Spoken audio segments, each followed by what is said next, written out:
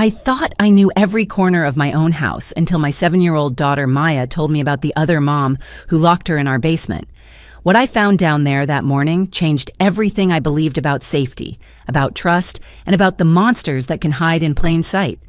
My name is Jessica Parker, and I'm a 34-year-old single mom living in what I thought was the perfect suburban neighborhood in Ohio. For 3 years, ever since my divorce from Maya's father, it's just been the two of us in our cozy 2-story colonial home on Maple Street. I work as a dental hygienist at a family practice downtown, and Maya is this incredible, bright second grader who lights up every room she enters. She's got these huge brown eyes and this wild curly hair that never stays in ponytails, no matter how many clips I use. Maya has always been what people call an old soul. While other kids her age are still afraid of imaginary monsters under the bed, Maya approaches the world with this logical, matter-of-fact attitude that sometimes catches adults off guard. She doesn't make up stories for attention or create elaborate fantasies like some kids do. When Maya tells you something, you can bank on it being true. That's exactly why what happened that Saturday morning in October shook me to my core. The morning started like any other weekend day in the Parker household. I was standing at our kitchen counter in my favorite oversized sweater and yoga pants, making Maya's beloved blueberry pancakes from scratch. The autumn sunlight was streaming through our yellow gingham curtains, casting this warm, golden glow across our breakfast nook. The coffee maker was gurgling away, filling the air with that rich aroma that signals the start of a lazy Saturday. I had my phone propped against the fruit bowl, catching up on messages from my mom group about the upcoming Halloween party at Maya's school. Everything felt perfectly normal, perfectly safe. Our house had become our sanctuary over the past 3 years. After the chaos and heartbreak of my divorce, this place represented stability and new beginnings. I'd painted Maya's room her favorite shade of purple, hung family photos throughout the hallway, and even started dating again. My boyfriend Ryan, who works construction, had been staying over occasionally, and for the first time since my marriage ended, I felt like we were building something that looked like a real family. Maya usually bounds down the stairs around 8 in the morning on weekends, wearing whatever princess or unicorn pajamas she'd picked out the night before, her hair a beautiful mess and her stuffed bunny Coco tucked under one arm. She'd climb onto her favorite kitchen stool, the blue one with the slightly wobbly leg that I keep meaning to fix, and chatter about her dreams or plans for the day while I finish cooking. But this particular morning, something was different. When Maya appeared in the kitchen doorway, she wasn't bouncing or chattering. Instead, she moved slowly, almost hesitantly, clutching Coco against her chest with both arms. Her usually bright eyes looked tired, like she'd been awake for hours, and there were faint shadows underneath them that I'd never noticed before. Her unicorn pajamas, which had been clean and bright when I tucked her in the night before, had strange dark smudges on the knees, and I could see a small tear near the left ankle that definitely hadn't been there at bedtime. The sight of her made my heart skip just slightly, the way it does when something feels off but you can't quite put your finger on what it is. As a single mom, you develop this internal radar for when things aren't quite right with your child, and every instinct I had was suddenly on high alert. The past 3 years had been a journey of rebuilding that I never expected to navigate alone. When my marriage to David fell apart, I thought my world was ending. The man I'd planned to grow old with had decided our family wasn't enough anymore, leaving Maya and me to pick up the pieces of what felt like a shattered life. Those first few months were brutal. I remember crying in grocery store aisles when Maya wasn't looking, wondering how I was going to raise this incredible little human by myself while keeping my own head above water. But somehow we not only survived, we thrived. Our little house on Maple Street became more than just a place to live after the divorce was finalized. It became our fortress, our safe haven, our fresh start. I'd spent countless weekends painting walls, hanging pictures, and creating spaces that felt uniquely ours. Maya's bedroom became a purple paradise, complete with glow-in-the-dark stars on the ceiling and a reading nook by the window where she'd spend hours with her books. My own bedroom, once shared with someone who made me feel invisible, became a sanctuary decorated in soft blues and whites that made me feel peaceful every time I walked in. Work at the dental practice had become more than just a paycheck. Dr. Morrison and the rest of the staff treated Maya and me like family, always asking about her school events and making sure I could adjust my schedule for parent-teacher conferences or sick days. Maya loved coming to the office after school sometimes, charming all the patients with her gap-toothed smile and endless questions about teeth. She'd even announced last month that she wanted to be a dentist, just like Dr. Morrison when she grew up, which made my heart swell with pride. Maya was flourishing at Lincoln Elementary. Her teacher, Mrs. Chen, constantly praised her reading abilities and mathematical reasoning skills during our conferences. Maya had this natural curiosity about everything around her, from why leaves change colors to how airplanes stay in the sky. She made friends easily, but also enjoyed her own company, perfectly content to build elaborate structures with her blocks or create detailed drawings of our neighborhood. Unlike many kids her age who lived in fantasy worlds populated by imaginary friends, Maya was remarkably grounded in reality. She approached life with a logical mindset that sometimes amazed the adults around her. 6 months ago, I'd started dating again, something I never thought I'd have the courage to do. Ryan Martinez entered our lives through the most ordinary circumstances. He'd been hired to repair our back deck after a particularly harsh winter had left several boards loose and dangerous. What started as professional small talk over coffee while he worked turned into longer conversations about everything from our favorite movies to our biggest fears. Ryan was patient, kind, and most importantly, he understood that Maya and I were a package deal. He'd been staying over on Tuesday and Friday nights for the past 2 months, something Maya had adjusted to with surprising ease.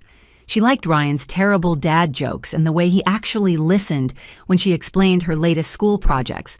He'd even started teaching her basic woodworking skills in our garage, showing her how to sand pieces of scrap wood until they were smooth as glass.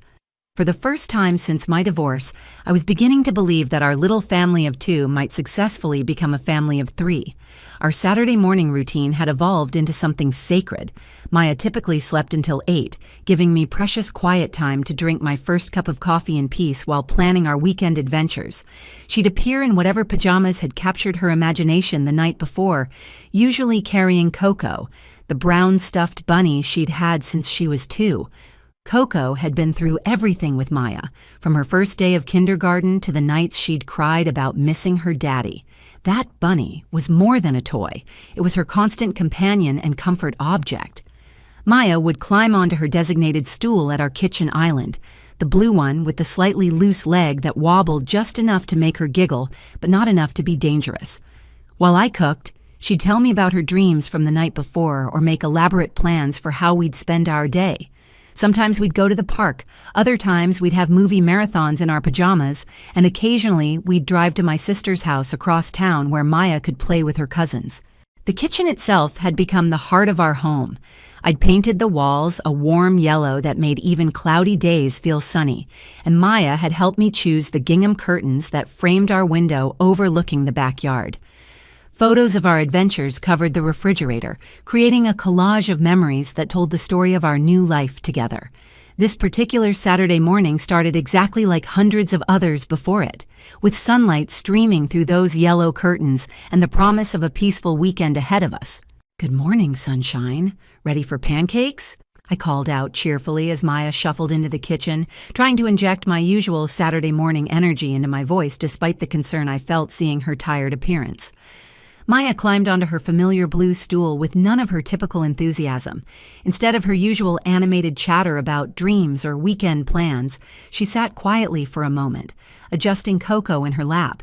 Then she looked directly at me with an expression I'd never seen before, serious and troubled in a way that made my stomach tighten.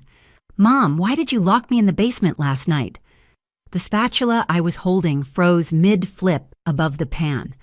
The words hit me like a physical blow, so unexpected and jarring that for a moment I wondered if I'd heard her correctly. I turned to face her fully, searching her face for any sign that this was some kind of joke or game, but Maya's expression remained completely serious. "What did you say, sweetheart?"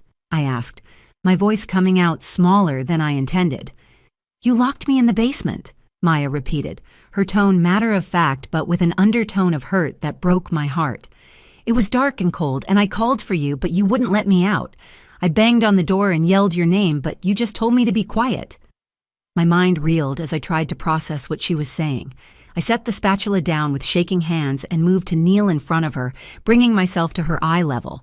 Her small face was pale, and those dark circles under her eyes suddenly seemed much more pronounced. "Maya, honey, you slept in your own bed all night," I said gently, reaching out to smooth her messy curls. "I checked on you at 11 o'clock like I always do, and you were sound asleep under your purple comforter. You had Coco with you, and you were breathing so peacefully." Maya shook her head with a firmness that sent chills down my spine. "No, Mom, the other mom did it. She looks just like you, but her eyes are different. They're empty, like a doll's eyes. She said I was being too loud upstairs and needed to learn to be quiet." "The other mom?" I repeated, my voice barely above a whisper. "Maya, what do you mean by the other mom?" "She has your face and your hair, but she's not you," Maya explained with the kind of certainty that only children possess. When I asked her why she was being mean, she smiled, but it wasn't your smile. It was scary. She said she was teaching me to behave better than you do. I felt like the floor was tilting beneath me. Maya had never been a child prone to nightmares or elaborate fantasies. She was practical, grounded, the kind of kid who explained away scary movies by pointing out the special effects. For her to be describing something this detailed and disturbing was completely out of character. "Sweetheart, I think you might have had a very realistic dream," I said, trying to keep my voice calm and reassuring. Sometimes dreams can feel so real that we think they actually happened. But even as I spoke, I was noticing details that made my rational explanation feel hollow.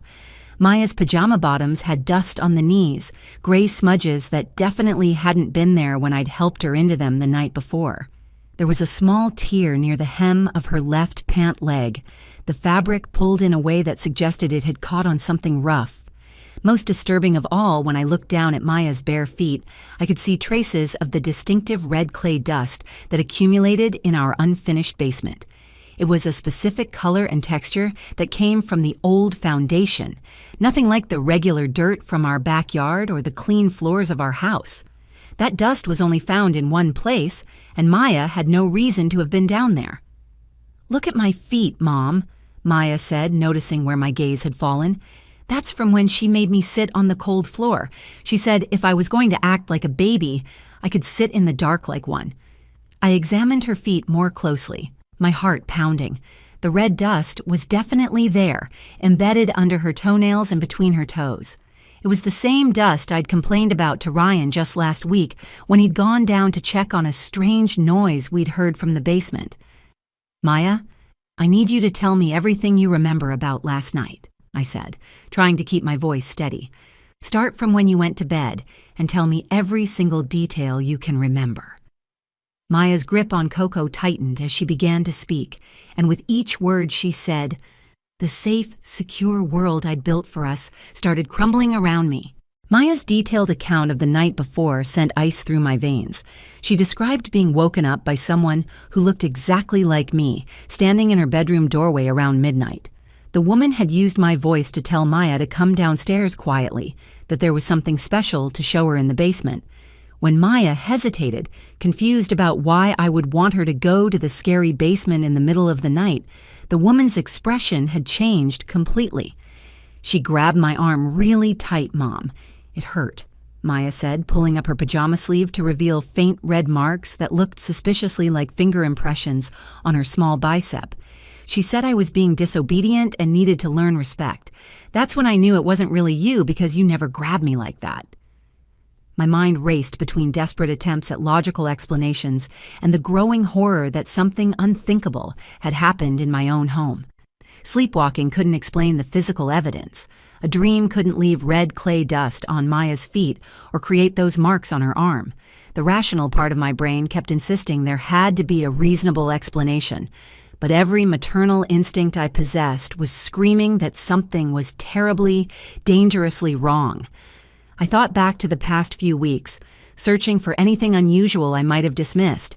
There had been strange sounds at night that I'd attributed to our old house settling. Twice I'd found the back door unlocked in the morning when I was certain I'd secured it the night before.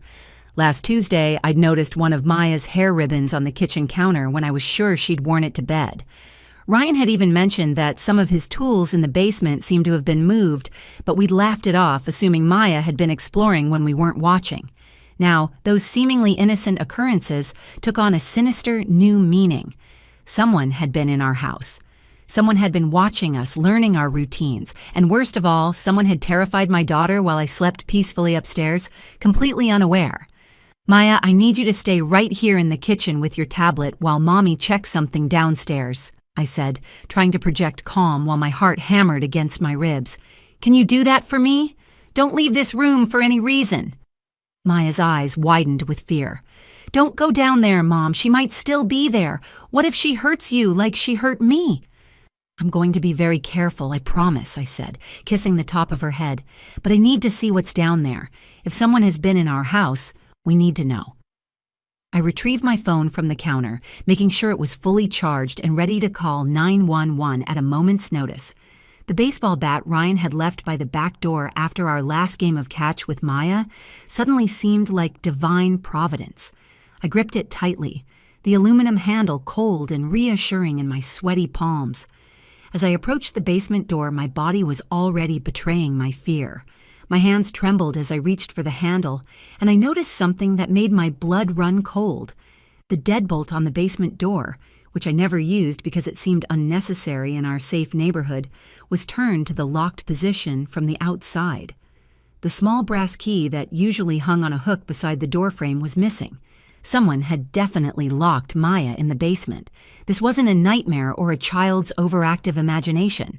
This was real. And it had happened in my home while I slept 20 feet away. I slowly turned the deadbolt and opened the door.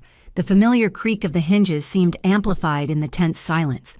Our basement wasn't fully finished, just a concrete floor with exposed ceiling beams and basic lighting. Ryan's tools were scattered on a workbench along one wall, and boxes of holiday decorations and old furniture filled most of the available space. "Hello?" I called out, my voice trembling despite my efforts to sound strong. "Is someone down here?" The silence felt oppressive, but I forced myself to descend the wooden steps.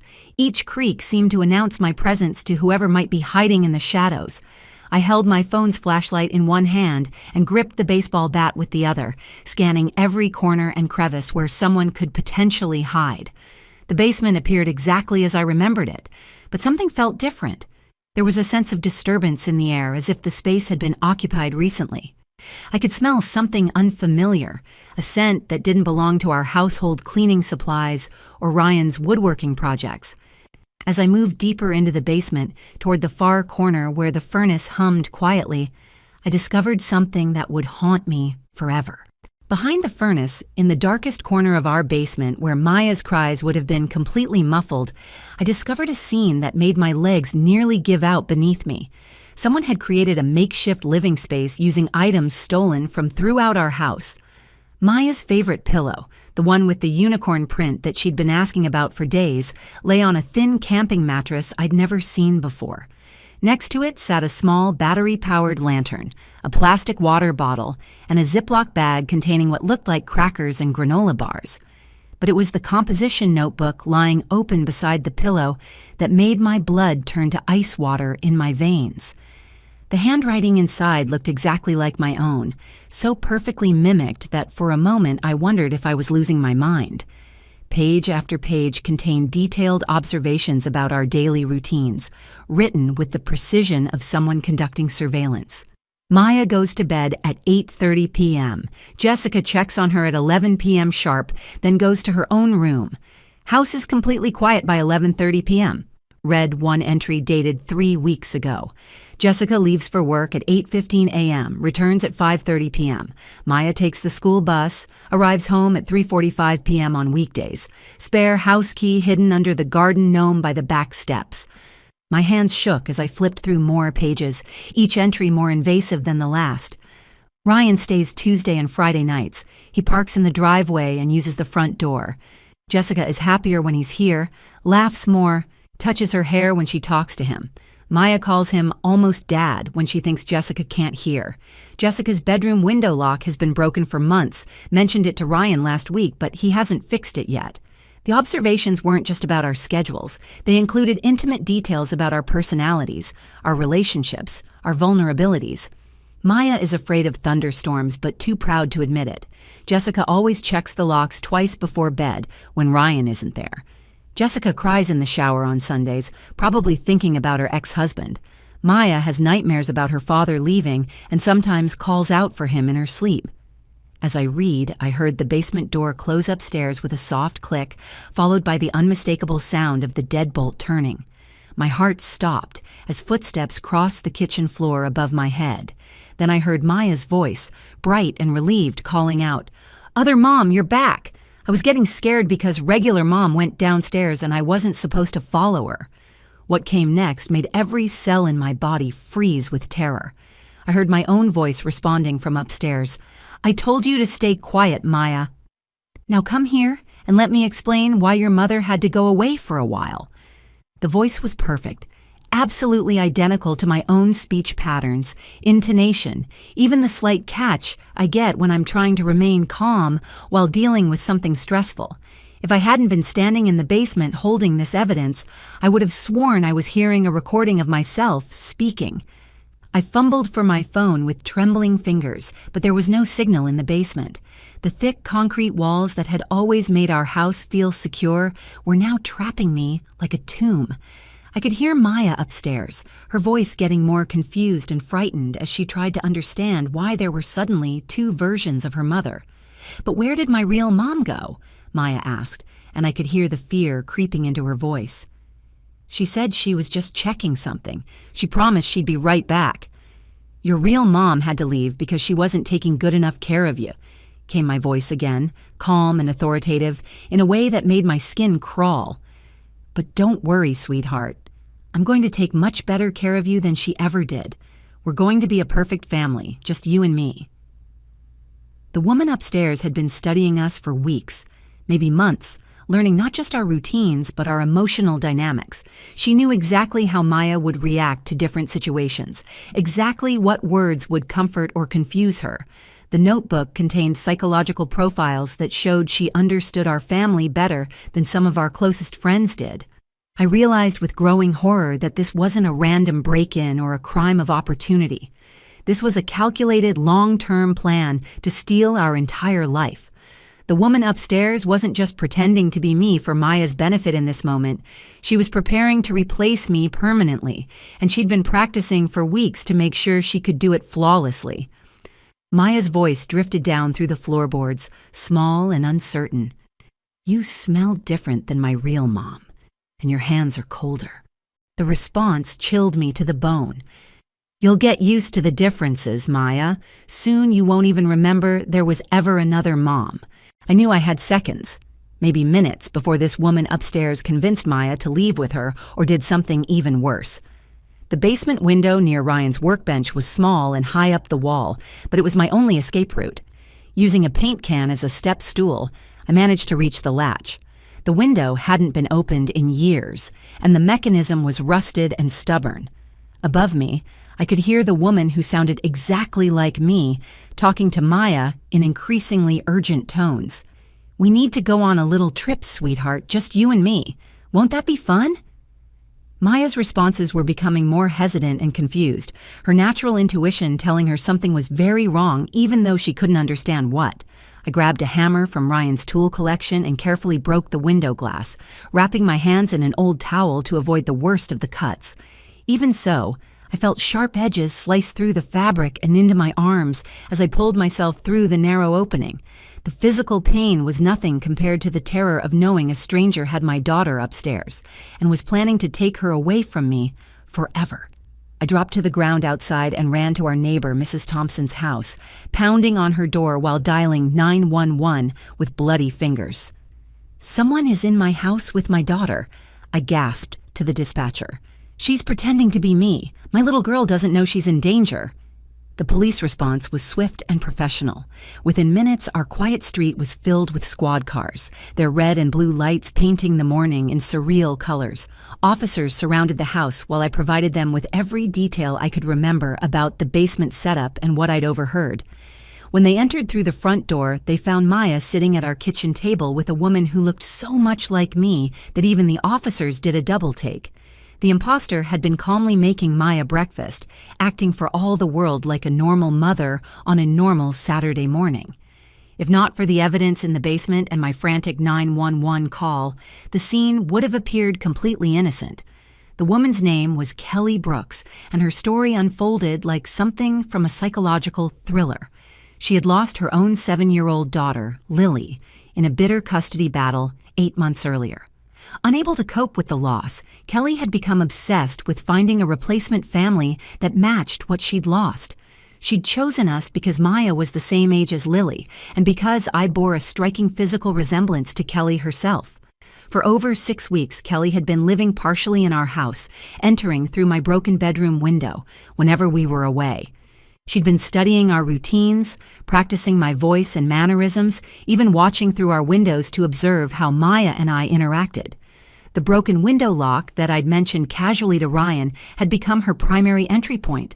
Kelly had been preparing for what she called the transition. Her plan was to gradually replace me in Maya's life, starting with confusing incidents like the basement imprisonment. She intended to make Maya question her own memories and perceptions until the little girl couldn't distinguish between her real mother and her replacement. Eventually, Kelly planned to make me disappear entirely and assume my identity permanently. The investigation revealed that Kelly had been researching identity theft and had already begun the process of duplicating my important documents. She'd taken photographs of my driver's license, credit cards, and even Maya's birth certificate. In her apartment across town, police found detailed floor plans of our house, copies of Maya's school schedule, and hundreds of photos of us taken without our knowledge. The psychological evaluation determined that Kelly suffered from a severe delusional disorder triggered by the loss of her daughter. She genuinely believed that she could become me and that Maya would be better off with her as a mother. In her mind, she wasn't stealing our life. She was improving it. Maya required months of therapy to process what had happened. For weeks afterward, she would ask me questions only the real me would know the answers to. Testing to make sure I was actually her mother. She'd check my hands to ensure they were warm, smell my perfume to confirm it was the right scent, and ask me to sing the special lullaby I'd made up just for her. Gradually, with professional help and enormous amounts of patience, she began to trust again. 6 months later, we moved to a new house with a comprehensive security system and unbreakable window locks. Maya still sleeps with Coco, but now she also has a special whistle that connects directly to our security company. She's learned that sometimes the most dangerous people are the ones who look exactly like the people we trust. This experience taught me that a mother's instinct should never ignore a child's fears, no matter how impossible their story might seem. Maya's courage in telling me the truth, despite knowing it sounded unbelievable, ultimately saved both our lives. If this story resonated with you, please share it with other parents who need to hear this message. Comment below with your own thoughts about home security and trusting our children's voices. And don't forget to subscribe to our channel for more real-life stories that matter.